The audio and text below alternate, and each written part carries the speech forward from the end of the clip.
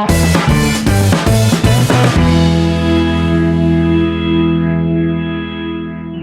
everyone, we will start today class 7 science, 5th chapter, that is heat and its effect. Okay, the contents are what is heat, heat क्या है, effects of heat, heat के क्या क्या effects प्रभाव हो सकते हैं, expansion of heat and temperature of heat, temperature कैसे घटता बढ़ता है वो हम लोग इसमें देखेंगे. First question is what is heat? Heat energy is the energy of movement of molecules. Heat energy is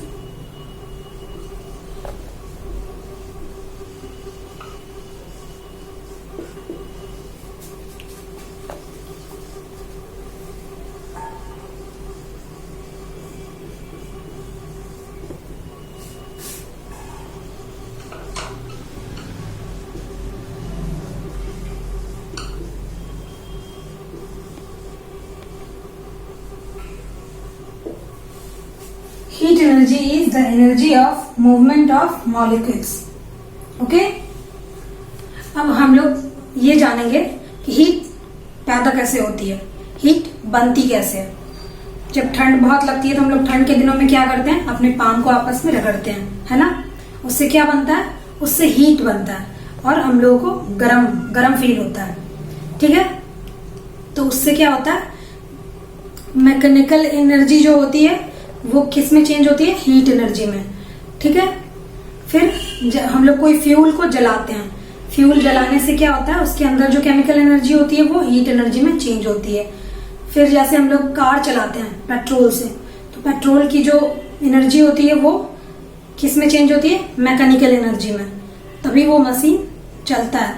ठीक है, तो वैसे ही हम लोग जैसे बल्ब जलाते हैं या कुछ भी, तो इलेक्ट्रिकल एनर्जी जो होती है वो, या मतलब हीटर, हम लोग ठंड के टाइम में हीटर जलाते हैं जो रूम को गर्म करने के लिए, तो उसमें क्या होता है, जो इलेक्ट्रिकल एनर्जी होती है वो हीट एनर्जी में चेंज होती है और उससे हम लोगों को गर्म फील होता है. ठीक है, तो हीट ऐसे हम लोग पैदा कर सकते हैं. ठीक है, now we will know about effects of heat, heat के क्या क्या प्रभाव हो सकते हैं. First, heat causes increase in the temperature. Heat की वजह से क्या होता है, टेम्परेचर इंक्रीज करता है. किसी भी चीज में हीट अगर देते हैं हम लोग तो क्या होता है, उसका टेम्परेचर बढ़ते जाता है, और हीट हटा देते हैं तो क्या होता है, घटने लगता है. ठीक है, next, heat causes change of state. Heat जो है वो पदार्थ की अवस्था को चेंज करता है. जैसे हम लोग वाटर बॉईल करते हैं तो बॉईल होने के बाद क्या होता है, वाटर लिक्विड से गैसियस स्टेट में चेंज होने लगता है ना. Next, heat causes chemical changes. Chemical changes में क्या होता है, जैसे हीट अगर हम लोग किसी भी चीज में देते हैं तो फिर क्या होता है, जैसे हम लोग वेजिटेबल्स या कुछ भी हम लोग जो पकाते हैं तो वो क्या होता है, हार्ड होता है पहले, लेकिन जब हम लोग हीट देके उसको गर्म करते हैं तो पकाते हैं तो वो क्या बनता है, सॉफ्ट हो जाता है. तो इससे क्या होता है, वो पदार्थ की केमिकल चेंज होती है. ठीक है, रासायनिक चेंज, रासायनिक परिवर्तन होता है उसमें. Next and last, heat affects living organisms. Heat जो है वो लिविंग ऑर्गेनिजम्स को अफेक्ट करता है. इसके लिए हम लोग एग्जाम्पल क्या देख सकते हैं, जब पानी बॉइलिंग टेम्परेचर पे आने वाला होता है उससे पहले अगर हम लोग उसको माइक्रोस्कोप में देखते हैं तो क्या दिखता है, हम लोगों को बहुत सारे बैक्टीरिया दिखते हैं. ठीक है, लेकिन जब वो बॉयल हो जाता है तो वो सारे बैक्टीरिया मर जाते हैं. तो इससे क्या होता है, वो इसका मतलब यही हुआ कि हीट अफेक्ट्स लिविंग ऑर्गेनिज्म, मतलब लिविंग ऑर्गेनिज्म को इफेक्ट करता है. ज्यादा हीट होगा तो मतलब जीव जो है वो मर सकते हैं. ठीक है, now we will start expansion. मतलब हीट से क्या एक्सपेंशन होता है, सॉलिड लिक्विड गैस तीनों में. फर्स्ट देखते हैं solid. Solid expand on heating. जब हीट देते हैं तो क्या होता है, सॉलिड एक्सपेंड करता है. एग्जाम्पल के तौर पे हम लोग क्या ले सकते हैं, एग्जाम्पल के तौर पे हम लोग ले सकते हैं कि रेल की पटरियों के बीच में जो स्पेस छोड़ा जाता है वो क्यों छोड़ा जाता है, गर्मी के दिनों में रेल की पटरियां जो होती है वो बहुत गर्म हो जाती है ठीक है। और गर्म होने के कारण वो टेढ़ी मेढ़ी हो सकती हैं। टेढ़ी मेढ़ी हो जाएंगी तो एक्सीडेंट हो सकता है। इसकी वजह से रेल की पटरियों के बीच में गैप छोड़ा जाता है कि अगर वो उनका शेप थोड़ा बड़ा भी हो जाए तो उनके बीच में गैप रहने के कारण वो मेंटेन रहेगा शेप उसका, ठीक है। नेक्स्ट देखते हैं, liquids expand more than solids on heating. Liquid जो होता है वो ज्यादा एक्सपेंड करता है सॉलिड से। लिक्विड के लिए ज्यादातर हम लोग जानते हैं कि लिक्विड जब टेम्परेचर के कारण जब हम लोग टेम्परेचर लो करते हैं लिक्विड का तो क्या होता है, वो आइस बन जाता है। और जब हीट करते हैं तो वो गैसियस स्टेट में आ जाता है। तो वो ज्यादा गैसियस स्टेट में आने के बाद वो ज्यादा एक्सपेंड करेगा। और जब हम लोग उसको लो करते हैं टेम्परेचर तो क्या होता है, वो आइस के रूप में जम जाता है, ठीक है। Next, gases expand more than liquids and solids on being heated. Gas को जब हम लोग गर्म करते हैं तो वो क्या होता है, वो लिक्विड और सॉलिड दोनों से ज्यादा क्या होता है, एक्सपेंड करता है दोनों से।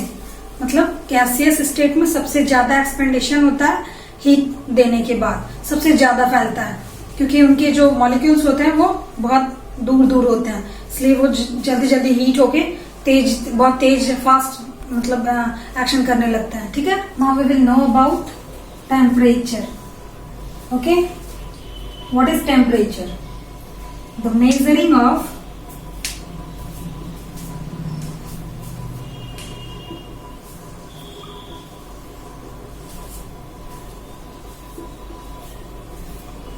hotness or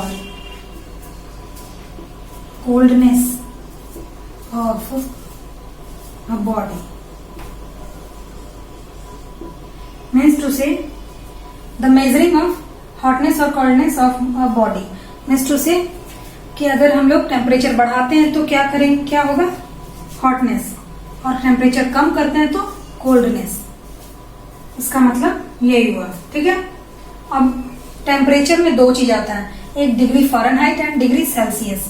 तो हम लोग डिग्री फ़ारेनहाइट में कैसे चेंज करते हैं सेल्सियस को, और सेल्सियस को फ़ारेनहाइट में कैसे चेंज करते हैं, फ़ारेनहाइट को सेल्सियस में कैसे चेंज करते हैं, ये हम लोग जानेंगे। स्टार्ट करते हैं पहले फ़ारेनहाइट को सेल्सियस को फ़ारेनहाइट में चेंज करना।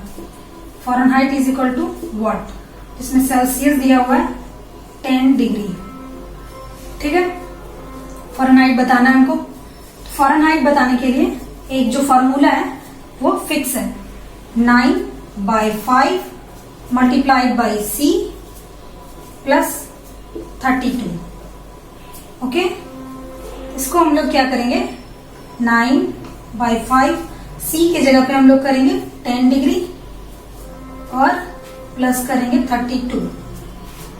5 2 जा 10, 9 2 जा 18 प्लस 32 इज इक्वल टू 50। यही 50 डिग्री फ़ारेनहाइट होगा, ठीक है। नेक्स्ट आता है हमारा सेल्सियस में चेंज करना। फ़ारेनहाइट अगर दिया हुआ है, मान लेते हैं 95 डिग्री फ़ारेनहाइट दिया हुआ है और Celsius is equal to what, तो हम लोग सेल्सियस में कैसे चेंज करेंगे, ठीक है। तो इसमें होता है, जैसे इसमें 9/5 हुआ वैसे ही हम लोग इसको चेंज करेंगे, 5/9 5/9 मल्टीप्लाइड बाय F माइनस 32। उसमें प्लस 32 था और इसमें माइनस 32 है, तो हम लोग फिर से इसको कैसे करेंगे, 5/9 मल्टीप्लाइड बाय फ़ारेनहाइट दिया हुआ 95 माइनस 32। 95 में 32 को माइनस करेंगे तो कितना आएगा, 5/9 मल्टीप्लाइड बाय 63। 9 7 जा 63 मीन्स टू से 35 डिग्री सेल्सियस।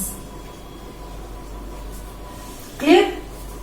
सेल्सियस को फ़ारेनहाइट और फ़ारेनहाइट को सेल्सियस में चेंज करने का ये प्रोसेस है। इसको आप लोग नोट डाउन कर लेंगे और अच्छे से रिमेम्बर कर लेंगे ताकि आगे आप लोगों को किसी तरह की प्रॉब्लम ना हो, ठीक है। Now we have completed this chapter, heat and its effect. I think you have understood better. You are getting not any problem. If you are getting any problem, write down in comment section and watch the video till end. With the help of video, you will understand this chapter properly. Okay? Thank you for watching my video. Thank you very much.